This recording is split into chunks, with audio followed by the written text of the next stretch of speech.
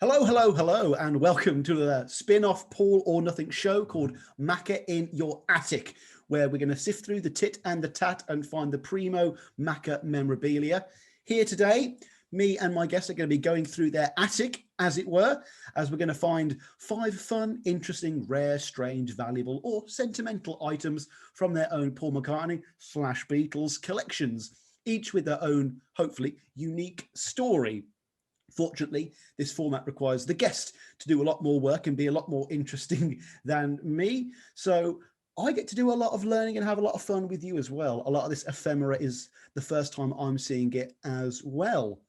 Today, everyone, for the very first time, I'm joined by someone who has actually not been on Paul or Nothing, the main podcast. And there really is no excuse for that on my part, because he really is one of the big names in the Beatles publishing world. And that is in no small part thanks to 2 exhaustively in-depth tomes he has put out: 8 Arms to Hold You, the Solo Beatles Compendium, and part 1 of his Lennonology series, Strange Days Indeed, a Scrapbook of Madness. However, more than any of that, you will also see in the banner image for 8 Arms to Hold You on his website, which is a impossibly thick selection of Solo Beatles vinyl. And by the background behind him right now, you can tell he is a collector. So that is why he is here today. I'm very excited to have him on to look at all of his swag. Everyone, please welcome the esteemed Chip Madinger. Chip, how's it going, my friend? Good. And you? I am so excited. There is always such an intrepid explorer vibe to this show. Like, I really have no idea what's coming my way. I've had guests with small collections, large collections, some people who've been collecting for a while, some people who have only just started. And for someone like you who has created such in-depth works, I know that you must actually have access to a lot of this stuff to know what you know. And before I ask you about your own collection, I wanted to ask you about how some of your work is now in thousands of other Beatles collectors' collections. And of course, 8 Arms to Hold You has had a recent remaster and is widely available online in all the obvious sources. Go and check it out if you haven't already. But the original print, the actual book, is now on Amazon for over $250 here in the UK. How does it feel to be the progenitor of such a valuable item on the market? It's a surprise, and that's one of the reasons that Mark and I decided to go and put together the electronic version Mm-hmm. for the people that didn't have an opportunity to get the book when it came out. To get it for something that wasn't in 3 figures.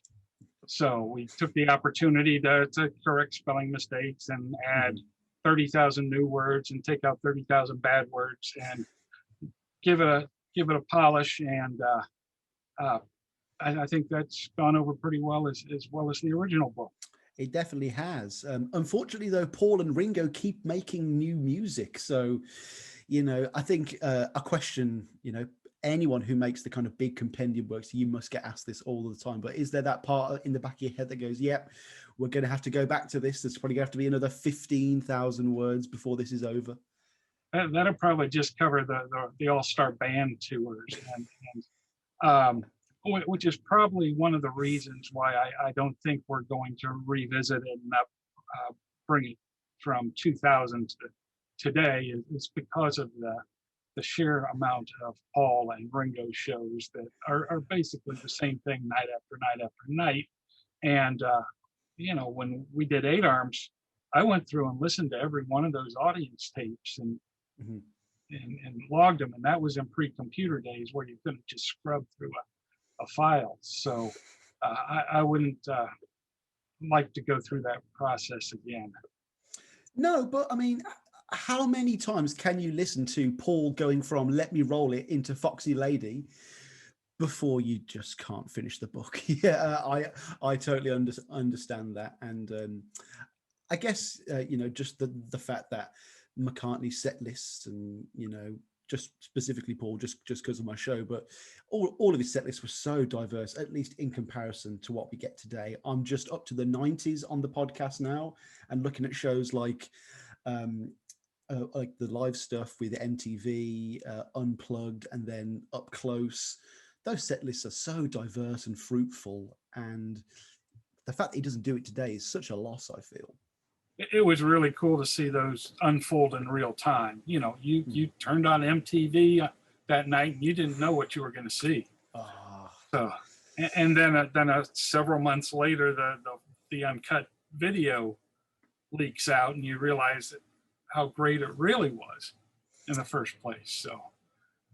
So this is pre-internet as well. So like, how does something like this leak? How does it get into your hands? You know? It was pretty much all snail mail. You'd send a 30 or 40 page list off to somebody, and they'd say, "I want this, this, this, this, and this," and it'd be maybe a month-long process where you edit their tapes together, and which all had to be done in real time. And you send it back, and it's like, "Oh, I already have this," or that's not a soundboard, or and there were a few collectors that I would be on the phone with, and it sped up the process a little bit, but it was still relying on the U.S. Postal Service. And then trying to get videotapes from the UK, back then you had to have them transferred from PAL to NTSC, which was very expensive, and the results weren't that great. So I remember Mark Easter bought a videotape of Paul appearances from All the Best and had it transferred, and I maybe spent $150 on it. And there's a great segue for our first piece. Oh, okay. Let's do this. Let's have a look at your first item. Oh, the All the Best promo box. Wow. Okay. And so this is the press kit, or for this isn't the kit. This is basically a box set of I think 10 singles, where Paul basically took all of the tracks that were on the All the Best album and paired them up as 45s. Oh, wow. I never even knew that existed. Fantastic. It's a cool little item here. And just lots of little...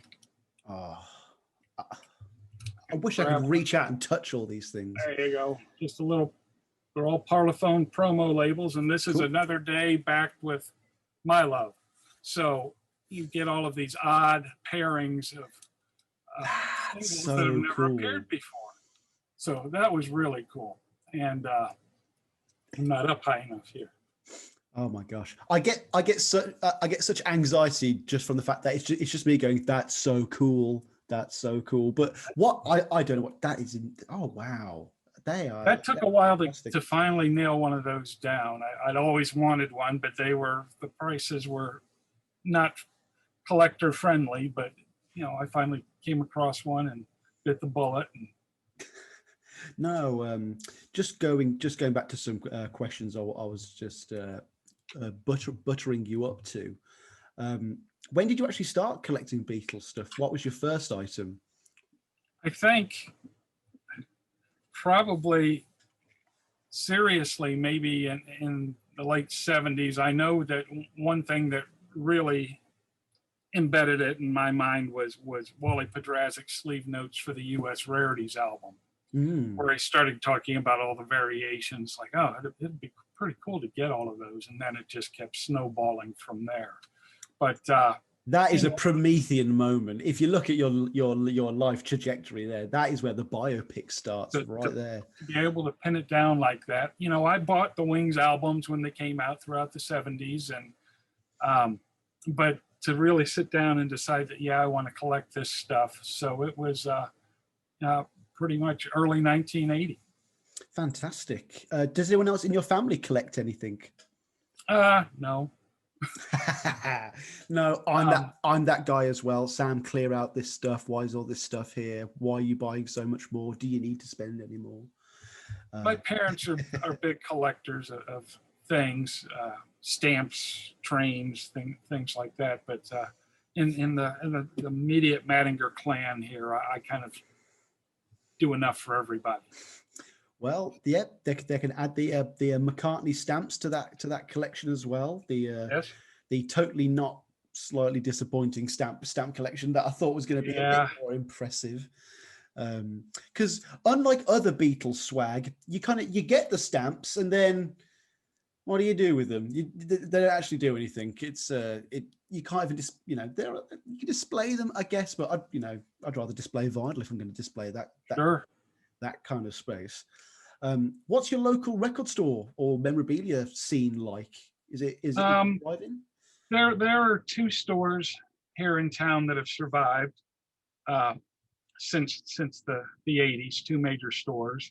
And things have dried up quite a bit as far as used vinyl. Mm-hmm. It's a lot of it now is the repressings Mm-hmm. of everything. You'll still find the neat item here and there, but I think a lot of it's been cherry picked Mm-hmm. over the last 40 years, and made its way into collections. And it's rare that you're going to find something really cool out in the wild. Yeah, it's like the opening episode of The Sopranos where Tony's like, I think I just came into this thing at the wrong time. And it's like, yeah, coming into the end of Beatles collecting, of course, the guy in the My Brave Face video, he's got a massive head start on me, and he's going to have way more stuff that I'll never even have access to. So, when something does come out, like say the what was it, the In a Hurry record store day 45 that like Paul put out, there is that FOMO, the fear of missing out. And if I can get in early with this new stuff, or a violet copy of McCartney 3 or something, maybe I'll have that good collection for the future. And then he puts out something like Sweet Thrash. Oh man! However many copies of that there were. There's so much to buy, and yet there's so much that he says even reprinted as well. Like, where's the Fireman? Why can't we get the Fireman for under £100? Well, funny you should mention that. Oh no! Are we on to item number 2? We're on to item number 2. No, don't do it to me, Chip. Please don't do it to me. My heart can't take it. So we have that. Oh no! There it is. Oh, it's beautiful. Oh, it's gorgeous. But. Oh yes. Oh, it's the but. Did you know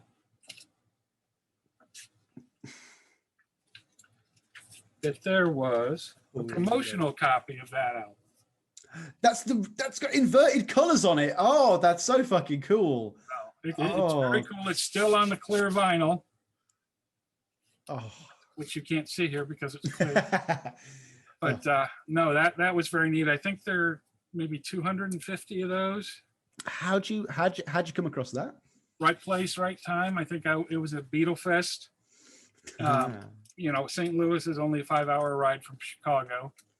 So in the olden days, at Beatle Fest every year, basically to go to the dealer's room before it turned into a T-shirt and lunch mug room. So what happened? Was it like when Jackie Kennedy took down the mob? Was there just some big sting operation that just took out the bootleggers?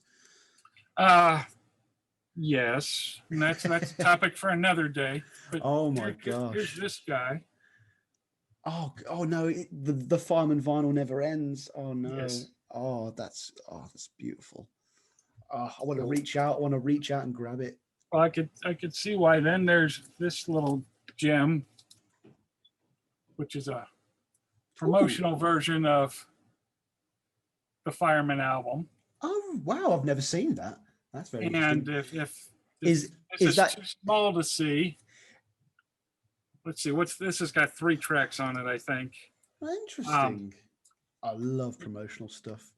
I've for my Tom Waits collection, I've started buying promotional CDs for the albums, and they go right perfectly in the vinyl. It's a lovely little addition. So if that wasn't large enough, then he put out this promotional kit with a poster, Subway sized. Oh, Paulie. But what's even neater about that package is that the label on it. Yeah. What is that? Oh, that is the Fireman, yeah. it's 3D. Oh. So it's a lenticular. So you turn it, and you can kind of see the fireman putting out the. Yeah. Oh, that's fantastic. Any gimmick for a vinyl release, Paulie. Fantastic. He's the master of the promo items. Has it? Because like I know they've done vinyl now where when you spin it, a hologram comes out. Has he done one of them yet? Not that I'm aware of, no. Because like, I mean, Uwe Soleil got an etched version, you know. Mm-hmm. That would be perfect for that. Boy, Flowers in the Dirt could be an episode all on its own. There was so much stuff from. So much stuff. I mean, I mentioned it with Andy Nichols on the last episode. Uwe Soleil. I want to get all of them. I want all 12 copies. I want the orange CD. I want the blue CD. I need them all. I don't know why. I do. I just sold Andy, or was it Tom, all of my McCartney cassette singles. Cassette singles. Oh, yeah. She doesn't want to go back in the bag. You get that with vinyl. Sometimes you put it in one way and it fits perfectly. And it's like, no, this isn't an oval. This is a circle. How does this work? Put it over there. I don't know if I have any more fireman thingies here. I don't want you to have any more fireman things. Yeah, that's all I've pulled out for now. Is that a Rickenbacker behind you? I spy as well. Oh, no, there's nothing. I'll get some proper Junior's Farm vibes here. There's nothing McCartney about it except the shape and the color. You know, it's not a artist model or anything like that, but it's close enough. It's close enough. You know, it's beautiful. That love that guitar. And I can't believe how iconic it actually is after the violin Hofner bass. You would have thought that nothing could have followed that bass, but and this is a true Spinal Tap guitar in that it has never seen a pick. So it needs to go back in its case now. That's fun. That's fantastic. Do you play your records? Yes, I do. Good. I do. I mean, I have not opened the Paul series of colored vinyl that he's been doing for all the catalog albums. Mm-hmm. You know, that he's over the last 5 years or so. Mm-hmm.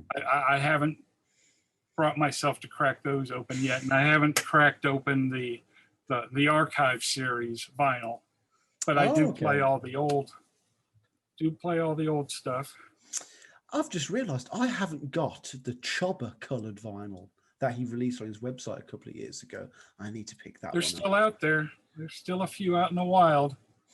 No, the one I really want to find. You know that bootleg copy where it's a yellow cover. It almost looks like a Sex Pistols cover or like a weird newspaper sheen. It might only have like 1,000 pressings or something like that. But yeah. Whenever there's a Chopper online or Snover, sorry, whenever I see one on eBay, it takes a lot of strength not to snap up another one. Yeah, that was a tough time to be a collector because it's like, oh, who the fuck do I know in Russia? How am I going to get one of these? You need a James Bond style contact called Sergey, yeah, and smuggle it through war-torn Europe. It's one of those stories that looking back, it looks like MPL made it up. It's like, no, it actually was actually quite valuable, and people were smuggling it through borders and stuff. It's an excellent story. It really is. Let's have a look at your third item then. Let's take a look at number 3. Where would you like to go? Surprise me. Go on. I want to. This isn't that old and probably not all that rare, but I'm a huge collector of Japanese pressings. Ooh. CDs, LPs. What could this be? And I had no idea that this existed. Ooh. Now, you don't have to say anything. It's the U.S. copy, shipped to Japan, ripped open, throw the Japanese notes in them, slap an obi on it, import it back to the US for 3 times the price. Perfect. So, Excellent. But you know, I don't even know if Thrillington came out in Japan initially. So Very I good don't question. think it did. So I figured if I'm going to get Thrillington on vinyl, this is going to be the only way to do it. So that's just a new item that's still out there. You might find it on Amazon Japan is actually where I got mine. Oh, fantastic. Oh, that's so cool. I mean, I've been looking to pick up a copy of Thrillington in general, and you're showing me a Japanese copy. Oh, that's a fantastic move. I don't know how I can top that one. Maybe a Russian Thrillington, maybe that'd be fun. And I've got one of those around here, you know, but it's a boot CD. You know, it's not a true item. I'm guessing you of all people have got a few copies of The Family Way lying around somewhere as well. Yes, that's just a few, and we're in the midst of putting together the absolute ultimate reissue of the soundtrack, mm-hmm. and Universal has completely dropped the ball.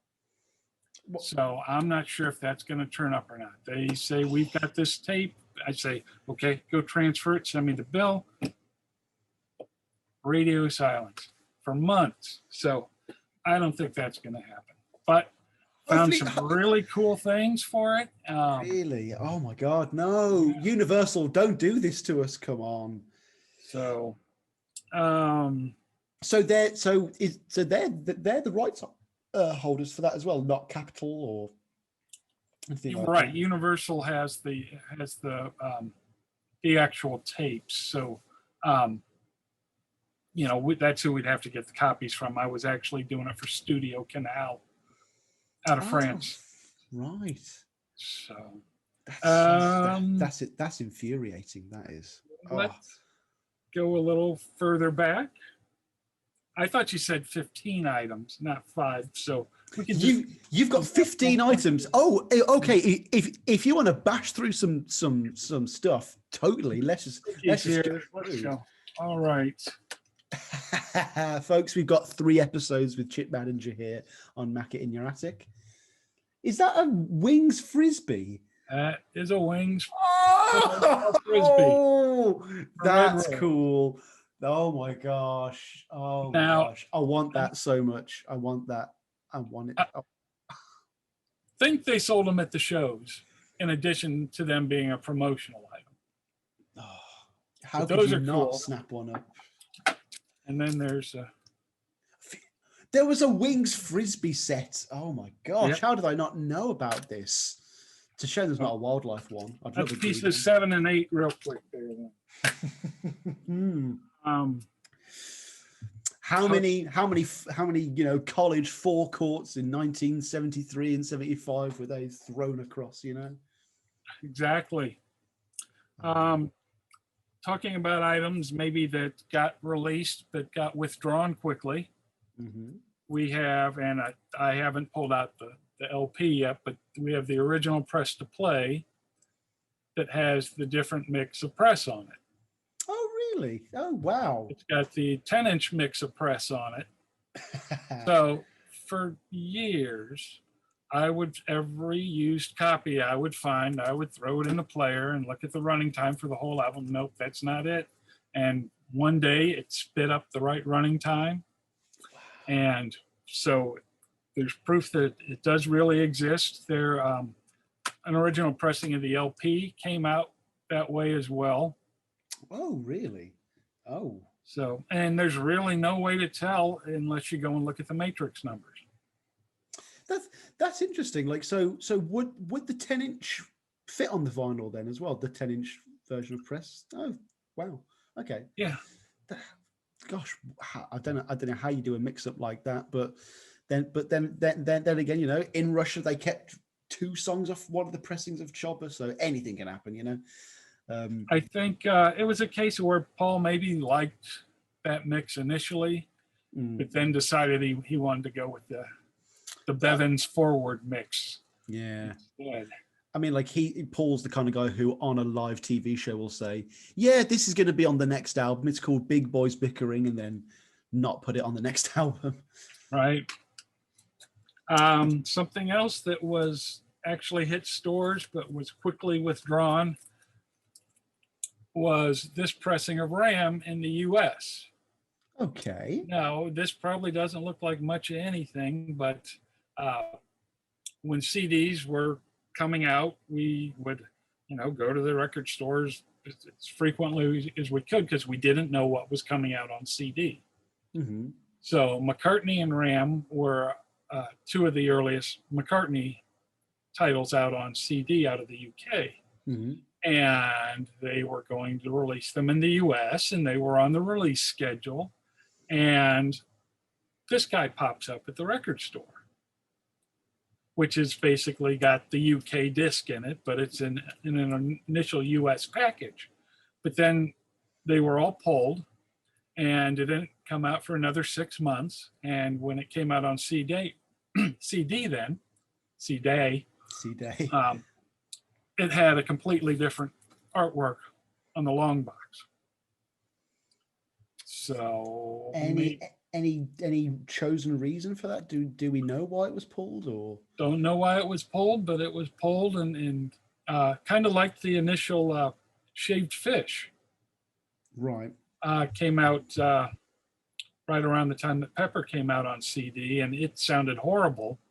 So they pulled it to remaster it, and those are tough ones to find. And interestingly enough, they've got the same Capitol style artwork as this one. So it was an exciting time to be collecting CDs in 87, 88, because you never knew what you were going to get.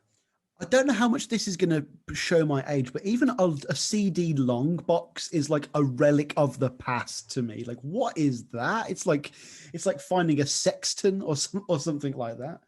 My wife wants to know why I've kept boxes and boxes of long boxes. Oh, they need to be kept in an Arctic fortress in a vault for future generations.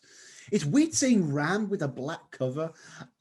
Just instinctively, I feel like McCartney walked past it and went, I don't like it with black at all. Can you take off the shelves, please? Sure thing, Mr. McCartney, sure thing. I've never seen one for the McCartney album in that style of artwork, but it could very well exist. Oh, okay, because that would have looked good with all black being extended like that. You could even have extended the white line as well. That would have been quite interesting, actually. Old formats. Ooh, are we going to get some 8-track? Are we going to get some mini disc, laser disc? What have we got here? What have we got? Okay, so well, you've heard of cassettes. So okay. Yeah. Off the ground cassette. That's pretty cool. Nothing major. Come on, step it up. Off the ground mini disc. Oh, okay. Off the ground mini disc. We're not messing about here anymore. Okay. No. Off the ground digital compact cassette. I think this is the only Beatles title that made it on DCC. I know mini disc, I think Working Classical and Run Devil Run came out on mini disc as well. So it didn't last very long. Neither did the format wars itself, though. It was quick and bloody. So those are I hate that. Fun. That's fun. No, I'm looking forward to reviewing it. Side 2 of it is admittedly a bit lackluster, but those opening kind of 6 songs are quite fun. I really enjoy them. Maybe everyone's saying, "Oh, Sam, you're going to end up doing an episode saying which songs on the B side would you have put on the album?" And I think I am. It's one of those generic conversations like, "Oh, what's your single disc white album like?" You've got to do it. Forgot about these guys. We're talking about Paul being the fantastic promotion. Oh, that's insane. So these would be sitting on the counter when you went up to buy your Broad Street on cassette. I'm sure many of them were swiftly thrown away. That's so good that you've kept them. Oh, This one's really cool. that's like that's a unique image as well. I think I've never It's seen that on anything flipped. else. It's inverted. Oh, okay, that's But interesting. there's also a real neat bin card for this. And bin cards for back when stores were stocked with albums. They'd put this card in the bin to say, well, here are the McCartney albums, and it was one of Paul holding the pipes, and I got it somewhere next to my Back to the Egg stand-up, which I could not find in time for this, but maybe some other day. I say this to all of my guests with large collections. Number one, have you got some sort of fire retardant technology nearby? Is there an extinguisher at hand? Yes. Yeah. These folks, these Beatle people, they don't fuck around. I'm telling you, they don't mess around. And number two, have you got a will? Is this going somewhere? Like, if I can arrange something. Some things have been arranged. Collection right now is going to the daughter, but there are a couple of collectors that we have the "if I die before you" pact, and my wife out and I'll come help yours out. Oh, that's fun. Oh, that's like the flying hellfish in The Simpsons. That's really funny. Oh my gosh. What's next? All right, second to last here. What the heck is? I've never seen that cover before. What is that? That is a Give My Regards to Broad Street computer game. Oh, that's the computer game. That's it. That's it. So you can open up here and load this into your Commodore 64. Holy shit. Oh my gosh. And when you get in trouble, here's your Broad Street escape kit. Oh my. Oh, that's, as Indiana Jones said, it belongs in a museum. Oh my gosh. So it's there. It's like, that's cool. One of my dream episodes is to get James Rolfe, the angry video game nerd, a big YouTuber of my childhood, really. Like, I've been watching him for like 15 plus years, but he does all those retro games and he's never done Broad Street. So that'd be a perfect bit of cross promotion there. It's terrible as well. I've never loaded it. You don't need to. You don't need to. I think it's been bootlegged. I think the soundtrack to it's been bootlegged because I think that's the whole goal of it, is that you drive around all of these spots in Paul's little car and get little pieces of the song, but you've got to rush back to the studio and put them on tape before it's too late. And then at the end, it's like, little 8-bit version of play out version. That's, oh my gosh.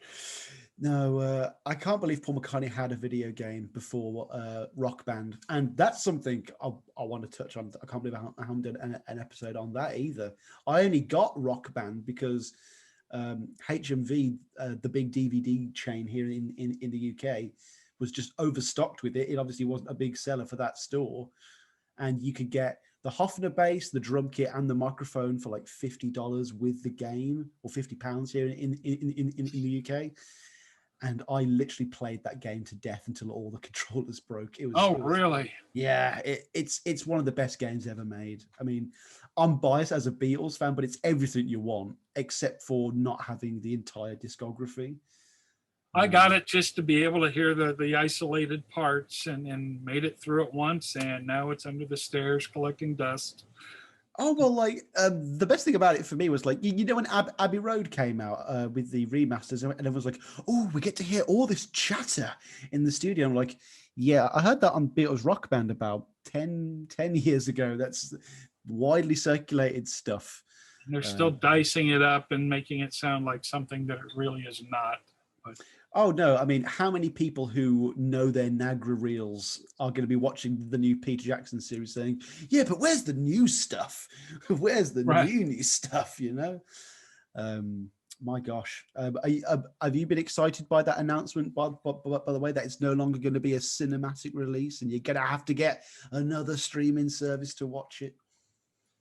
Somebody will put it up online the day after, so I don't think you need to buy a new streaming service. But I'm sure I don't know what you're talking about, sir. I'm sure everyone will gladly go and subscribe to the mouse for 3 days. I'm not sure what year you were born. 92. 92. Okay. Well, when Anthology rolled out, when the Anthology TV special rolled out, it was in exactly the same fashion. It was over Thanksgiving weekend, and they'd show a 2-hour one night, 2-hour the next night, and then wrap it up with the final 2 hours. So that was really a neat way to see it, because I can say from experience that sitting down and watching the entire Rock Band Laserdisc from start to finish in one sitting is not a lot of fun. By the time you get to Revolver, you're kind of, wishing they'd wrap things up here. And so some of this stuff is best taken in small chunks, I think. I'm probably going to just book a whole day off. I might not even watch it until the last day, and then just switch off, switch on, tune in, tune out, and then see what happens. I don't know what to expect, because I'd imagine we're going to hear that there's going to be a Blu-ray release for the week that follows. It's Peter Jackson, and Disney's got modern conglomerate money. If Jackson says, I need another 6 months and another 50 million, but he'll make another so-and-so 100 million after that, they'll go, sure thing, Peter, do whatever you want. And he'll do it. He's an indulgent director, and that's why he's good. He's literally like McCartney in that sense that you almost don't want someone to rein him in. You always hear people say, "Oh, Lennon was there to counterpoint McCartney," and I'm like, I kind of like self-indulgent, flying off the rails McCartney. Right? Have we got a final item then? Got a final item. Actually, it's kind of a two-parter. Drum roll, please. Drum roll. We have Susie and the Red Stripes. Love it. That is absolutely gorgeous. Lovely Linda autograph up top there. Is that real? Yes, that's real. Oh, okay, right. Okay, now okay. Now the rest comes into focus with. Is that Stranglehold? Oh my gosh. So I've now seen a signed Pretty Little Head and a signed Stranglehold. I'm doing very well. This one is, he made it out to Chip, so that one's kind of exciting to have. And did you meet him to get that, or was that? Yes. Yep. 1994. After the 93 tour, Linda was rolling out a series of vegetarian TV dinners, of all things. And St. Louis was one of 4 test markets. So in comes the press, the press party, and was able to get some passes into that, and went and sat there with their microphones like we were real press people, and then as soon as they were done talking, rushed the stage with our albums to get them signed. So got him again, got you again. Yeah. So that was quite exciting. So did you ever eat one of the TV dinners at least? I have a box in the back room of all of the empty styles of Linda's TV dinners. I want the food to be preserved as well. Liquid nitrogen. Off, but still have the boxes stored next to the long boxes. That might be the greatest thing I've ever heard. That's fantastic. No reasonable offer refused. Do I hear an offer of 10 cents? 10 cents, anybody? 10, 10, 20 cents, 20 cents, 30 cents, 40, 40. It's the shipping that'll kill you. It's probably illegal to ship it over state lines as well. No, it's just cardboard and little remnants of whatever probably, was in there. Probably really unhealthy, fatty, salt and sugar filled TV vegetarian dinners. Yeah, I imagine. But I need to mount those someday. I can't believe they're not already. Yeah. Oh. And there you have it. I sent you the picture of my decaying Flowers in the Dirt gold record. Yeah, what's the story behind that? I'm afraid to move it for fear that the frame will just completely crumble, but it's all coming delaminated, and I'm sure you can throw it up as a still there. I will show it right here. Yeah. But it was just something picked up from a radio guy. Oh, awesome! Just one of them things. Just one of them things back when, it was 30 years ago. So just before I let you go, is there anything that is still evading your grasp? Is there something that you're still looking for? Is there someone out there that might be able to help you? Oh, I'm to the point now where I'm starting to let some things go if somebody's looking for something in particular. I know Tom and Andy, have picked up a few items. I think the only thing that I'd really like to have still be a mono RAM. Mono RAM. They are the holy grail of RAM collections. They really are. I totally get that. So I think that's probably it. I'm sure Andy must have one. He's got like 12 copies of RAM. One of them must be a mono one. I must ask him. If he does, I'll see what I can do. I'll send some guys round to his place. He's all right. He's in Jersey. He knows the game. He knows the game. That's right. So I didn't get into any of the sheet vinyl, the sheet music, or the 45s, or the CDs, or so. But I just thought that this was some kind of unique stuff that I'd hoped your listeners or watchers or whatever you call them nowadays. These folks, if they are as half as interested in it as I've been, then it'll be a success. Right. Totally. No, honestly, thank you so much for coming on, Chip. I've been meaning to talk to you for 5+ years now, really, since I first learned of your book. And yeah, I need to read it. I need to go through it and then have you on the show to talk about it in more detail. Though you should probably plug it then. Yeah, well, there are going to be links down below. Is that a hard damn copy of? Yeah, there it is. No, there are 10 hardback copies of it. Oh my gosh, look at it. But no, here we are. This is just a copy of the original, and now you can get the electronic one, the remastered version at Lennonology.com. Awesome stuff. No, folks, it's a daunting book, and whenever you go on any website, particularly something like Paul McCartney Project.com, you scroll right down to the bottom. The sources are always just 8 arms to hold you, 8 arms to hold you, 8 arms to hold you. Like I was writing about Warm and Beautiful for an episode yesterday. Chip Madinger argues that there are 2 euphoniums on Warm and Beautiful, and it's like that's just one. Yeah. No, I mean, for an egomaniac like myself, the idea of being quoted might be the greatest thing of all time. So that's something to work towards, surely. But it was neat to see we got credited for the last 2 John Lennon projects. Lennonology was listed as a source in the books for that. So that was pretty cool. Yeah. Again, that is going to be the catchphrase of the show. Pretty cool. That's pretty cool.